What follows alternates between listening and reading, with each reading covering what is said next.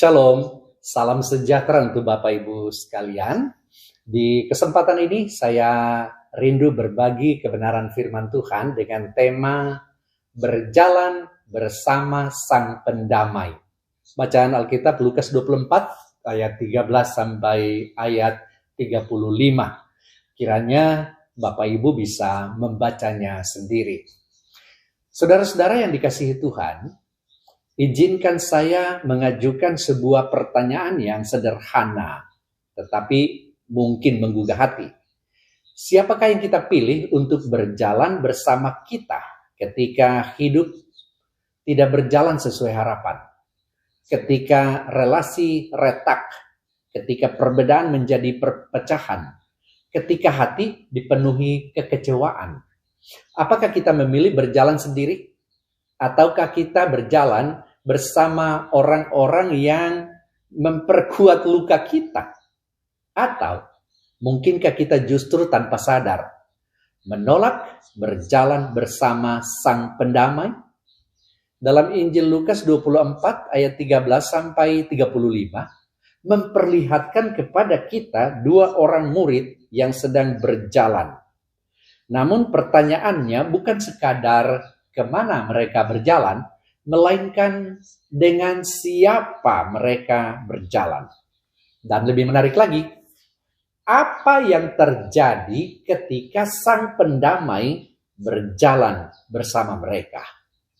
Untuk menjawab pertanyaan-pertanyaan ini, ada baiknya kalau kita mendalami beberapa poin yang sangat penting. Poin pertama, perjalanan hidup tidak pernah netral. Dua murid itu sedang berjalan menuju Emmaus. Perjalanan ini bukan sekadar perpindahan tempat, tetapi mencerminkan kondisi hati mereka. Mereka sedang menjauh dari Yerusalem, tempat komunitas, tempat harapan, tempat perjumpaan. Mengapa? Jawabannya karena mereka kecewa. Kekecewaan seringkali tidak hanya memengaruhi perasaan, tetapi juga memengaruhi arah hidup kita. Ia dapat mendorong seseorang untuk menjauh dari relasi, menjauh dari panggilan, bahkan menjauh dari persekutuan. Namun disinilah kebenaran penting. Setiap perjalanan hidup selalu memiliki arah rohani. Kita tidak pernah benar-benar berjalan dengan netral, saudara.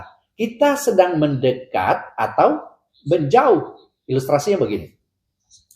Seseorang yang merasa tersinggung dalam pelayanan mulai mengurangi kehadirannya. Awalnya hanya absen 1 kali. Lalu menjadi kebiasaan. Tanpa disadari, ia sedang berjalan menjauh. Bukan hanya dari gereja, tetapi juga dari relasi yang membangun imannya selama ini. Kemudian yang kedua, Sang Pendamai itu mendekat, bukan menjauh. Di tengah perjalanan itu, sesuatu yang tidak terduga terjadi. Yesus mendekati mereka dan berjalan bersama mereka. Ini adalah gambaran yang sangat kuat tentang karakter Kristus sebagai Sang Pendamai. Ia tidak menunggu mereka kembali terlebih dahulu. Ia tidak menegur dari kejauhan. Ia justru hadir dan berjalan bersama mereka. Namun ironisnya, saudara, mereka tidak mengenalinya. Mengapa? Karena hati yang dipenuhi kekecewaan seringkali sulit mengenali kehadiran Tuhan. Mereka sibuk dengan percakapan mereka sendiri, dengan perspektif mereka sendiri, dengan luka mereka sendiri. Namun demikian, Kristus tetap berjalan bersama mereka. Ini adalah kabar baik. Sang Pendamai tidak menjauh dari kita, bahkan ketika kita sedang menjauh darinya. Yang ketiga, rekonsiliasi dimulai dari kesediaan untuk mendengar. Yesus tidak langsung mengajar. Dia terlebih dahulu bertanya, "Apa yang kamu percakapkan?" Ia memberi ruang bagi mereka untuk mengungkapkan isi hati mereka.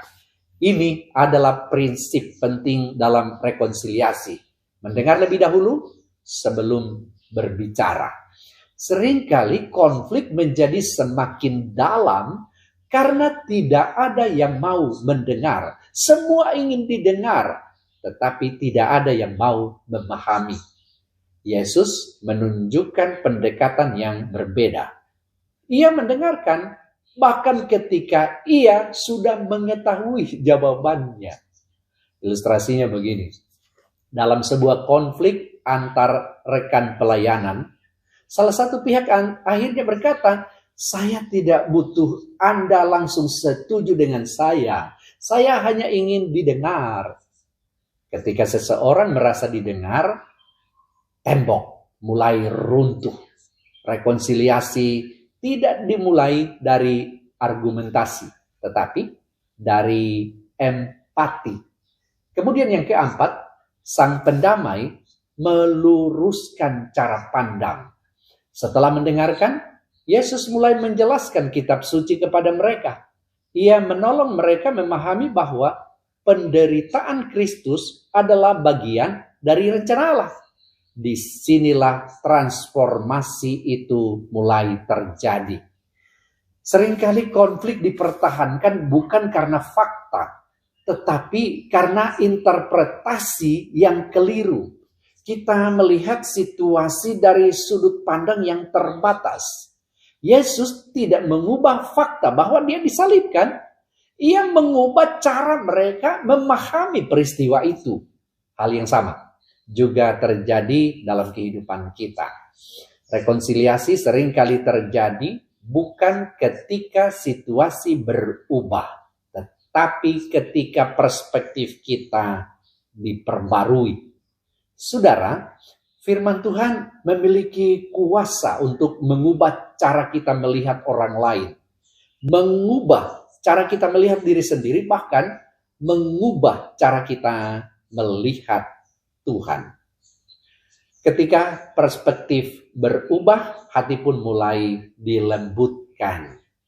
Yang kelima, kehadiran Kristus menghangatkan hati yang dingin. Dua murid itu berkata, "Bukankah hati kita berkobar-kobar ketika dia berbicara dengan kita di tengah jalan?" Saudara, ini adalah tanda bahwa sesuatu sedang dipulihkan. Hati yang sebelumnya dingin karena kekecewaan mulai dihangatkan kembali. Kehadiran Kristus tidak hanya memberi penjelasan intelektual, tetapi juga sentuhan emosional dan spiritual. Dalam rekonsiliasi, saudara, ini sangat penting. Tidak cukup hanya memahami bahwa kita harus mengampuni. Kita perlu mengalami kasih yang memampukan kita untuk mengampuni. Ilustrasinya, seorang wanita yang terluka oleh perkataan sahabatnya sulit untuk memaafkan. Namun ketika ia mengalami kembali kasih Tuhan, dalam doa ia berkata, "Saya tidak tahu bagaimana menjelaskan, tetapi hati saya menjadi lebih ringan." Saudara, itulah pekerjaan sang pendamai. Kemudian yang terakhir, yang keenam, berjalan bersama sang pendamai mengubah arah hidup. Puncaknya terjadi ketika Yesus memecahkan roti dan mata mereka terbuka. Mereka mengenal Dia. Dan segera setelah itu mereka mengambil keputusan yang radikal. Kembali ke Yerusalem. Perjalanan yang semula menjauh kini berbalik arah. Inilah buah dari perjalanan bersama sang pendamai, yakni bahwa arah hidup berubah. Mereka tidak lagi dikuasai oleh kekecewaan, tetapi digerakkan oleh kebenaran dan pengharapan. Kembali ke Yerusalem berarti kembali ke komunitas, kembali ke kesatuan, kembali ke panggilan. Sebagaimana awalnya, seorang anggota jemaat yang sempat menjauh akhirnya kembali dan berkata, "Saya sadar bahwa saya tidak bisa berjalan sendiri. Saya membutuhkan komunitas, Dan saya ingin menjadi bagian dari pemulihan, bukan perpecahan. Karena itu Bapak Ibu Saudara yang dikasihi oleh Tuhan, setiap kita sedang berjalan dalam perjalanan hidup masing-masing. Pertanyaannya sederhana, tetapi sangat menentukan dengan siapa kita berjalan. Apakah kita berjalan dengan luka kita? Berjalan dengan ego kita? Berjalan dengan kekecewaan kita? Ataukah kita berjalan bersama Sang Pendamai? Kisah di Jalan Emmaus mengajarkan bahwa kehadiran Kristus dapat mengubah segalanya. Dari hati yang dingin menjadi berkobar. Dari pikiran yang bingung menjadi terang. Dari langkah yang menjauh menjadi kembali. Dari perpecahan menuju kesatuan. Hari ini mungkin kita masih berada di tengah jalan. Namun kabar baiknya adalah Sang Pendamai sedang berjalan bersama kita. Pertanyaannya bukan apakah Ia hadir, tetapi apakah kita mau membuka mata dan mengenalinya.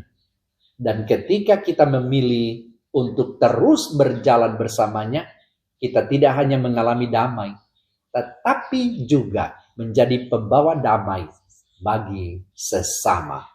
Kiranya kita semua belajar untuk berjalan bersama Sang Pendamai dan melalui hidup kita rekonsiliasi dan kesatuan dinyatakan. Tuhan memberkati saudara sekalian. Amin.